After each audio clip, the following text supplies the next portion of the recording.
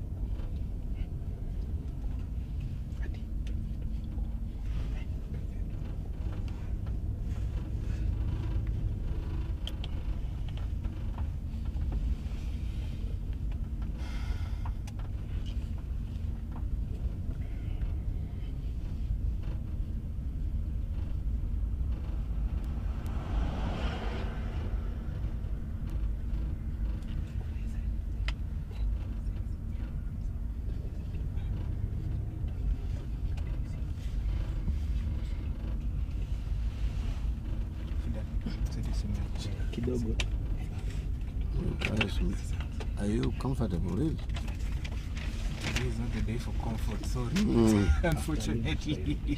Today is not the day of comfort. We will rest later. Fidel.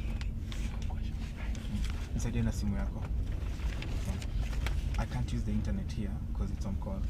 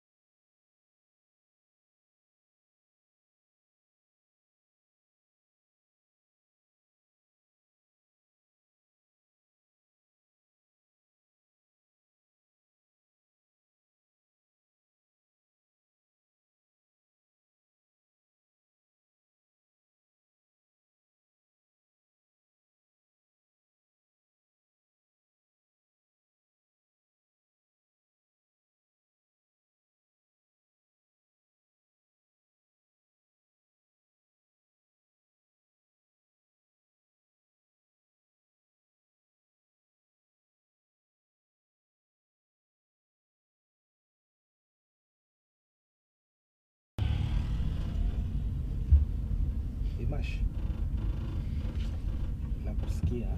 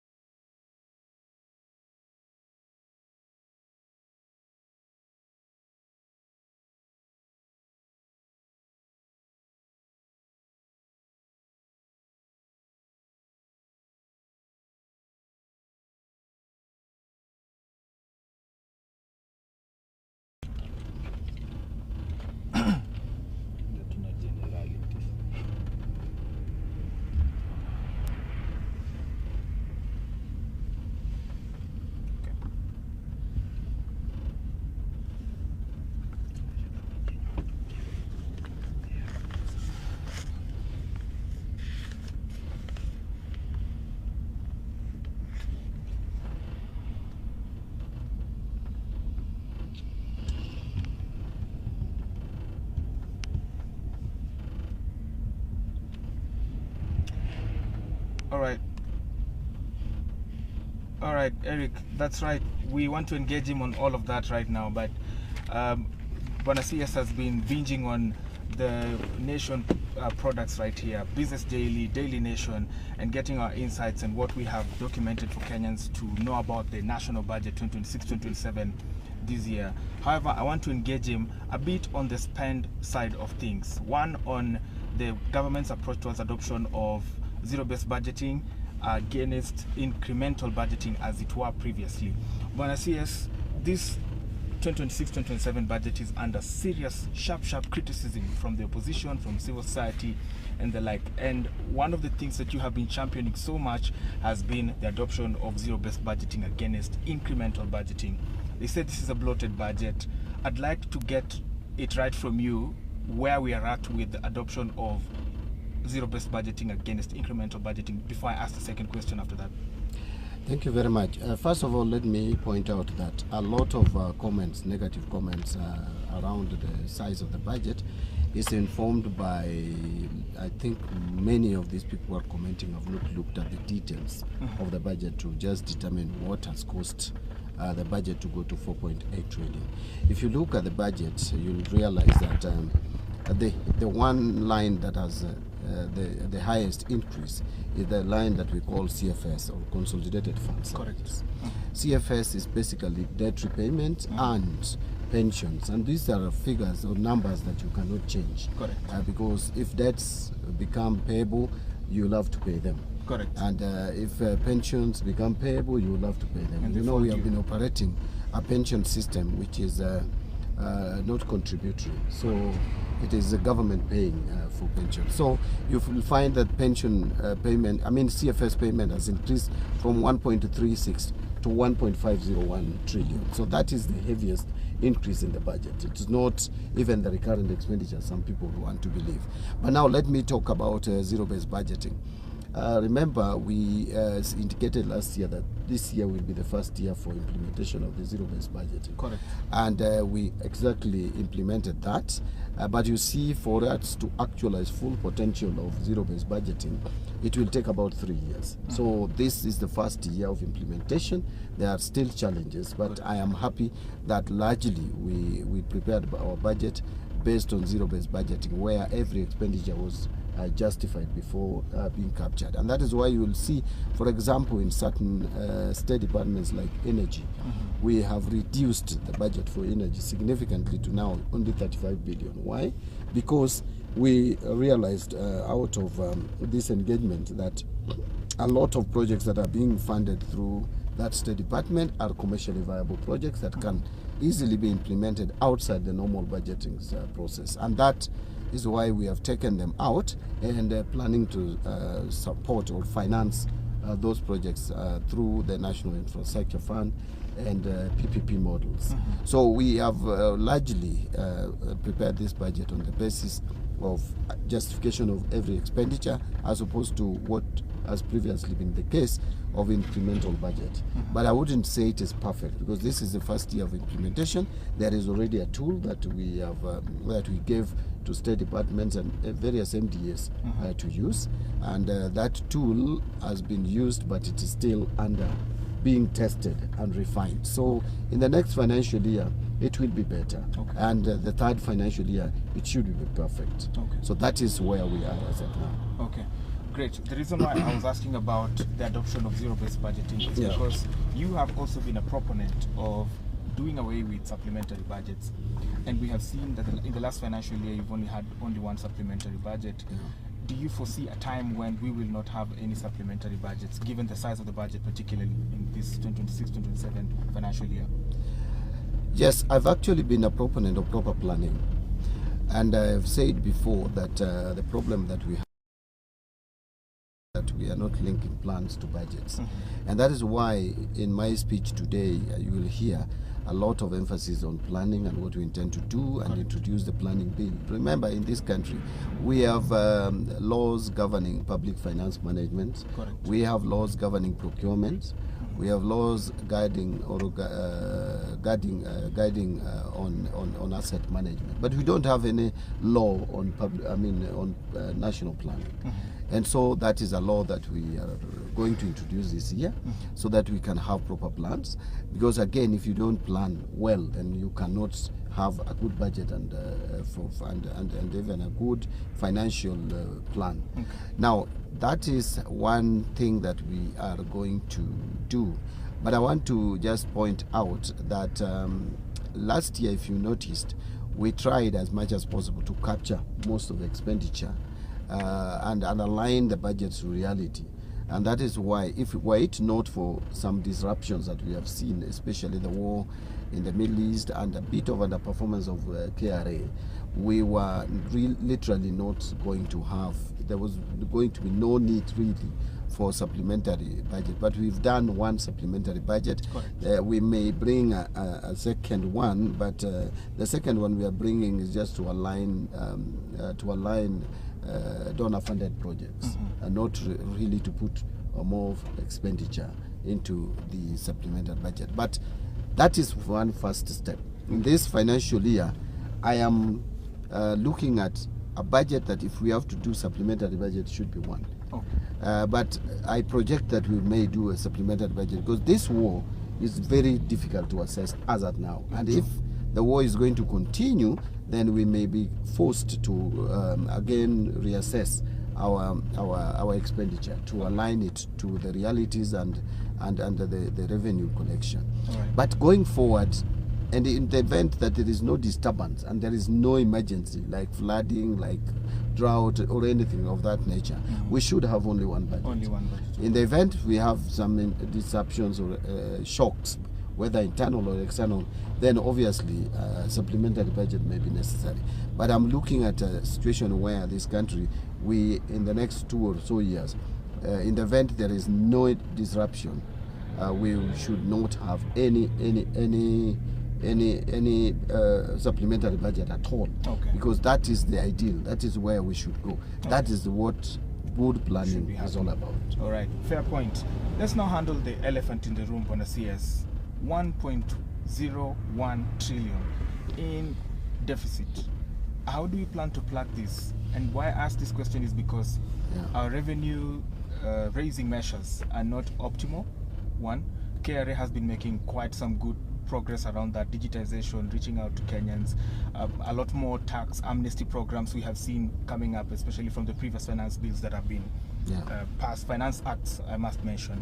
But what's the catch?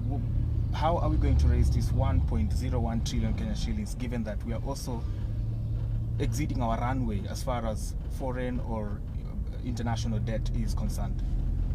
Yeah, actually it is 1.1 trillion, 1.11 trillion.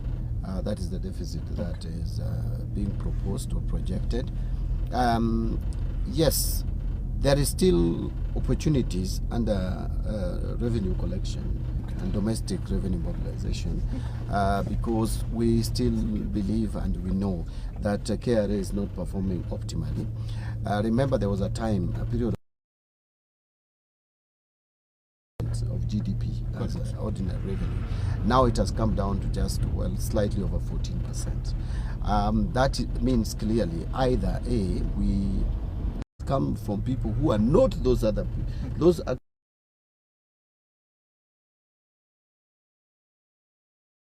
and they try to push on them, and I think that is wrong.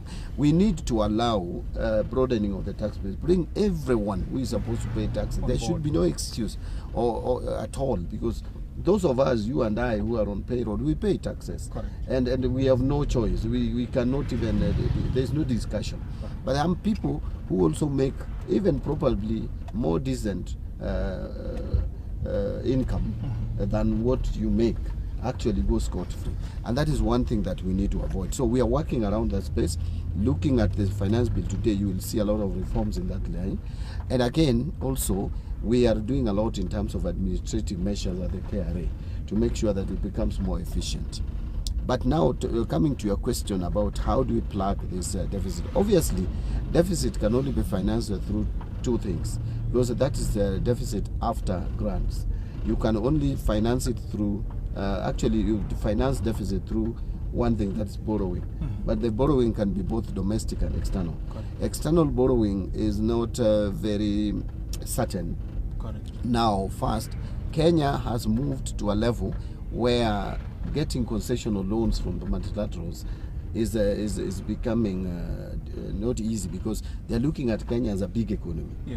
We are not a struggling economy, so to speak. So the multilaterals are there, but they are not as we are not, that space is not so open to us, because they're saying we have the capacity now to go and get our funding through commercial borrowing. Now, the commercial borrowing, looking at the environment today, is not a very good option. The macros are not. The macros are not good globally.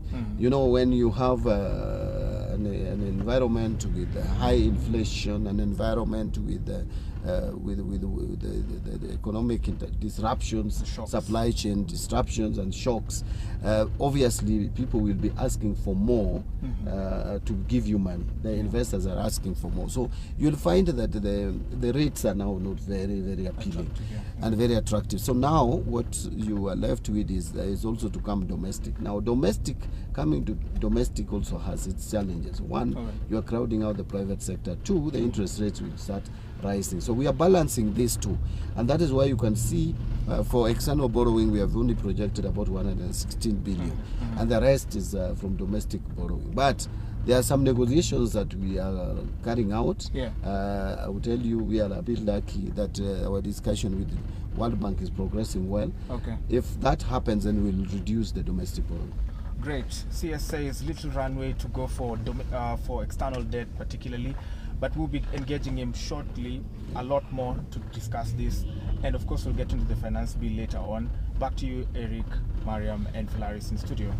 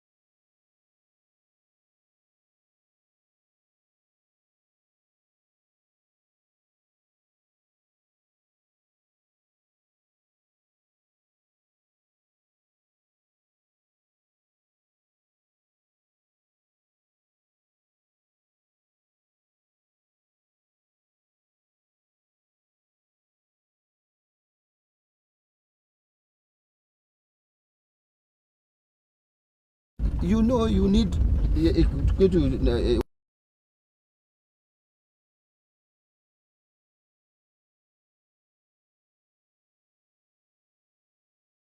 talked that he could release something like that. And then now you see Rigiji says 3.6 trillion budget. Then now they come and say 4.3.